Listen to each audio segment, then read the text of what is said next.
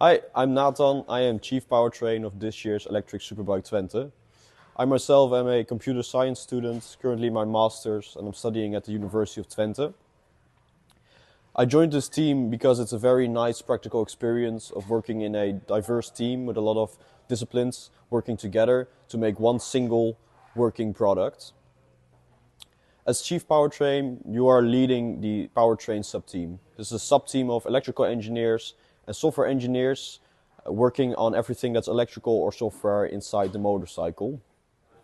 So this ranges from the battery to the inverter, controlling the motor, making PCBs, writing the software, for example, the battery management system, and writing the software for the internal communication network in the bike. Chief Powertrain is a very diverse task because apart from leading the sub team and being more of a manager, making sure everything runs smoothly and everything is finished on time, you're also still an engineer. So you're still working on your own engineering projects. For example, I'm currently working on the charger.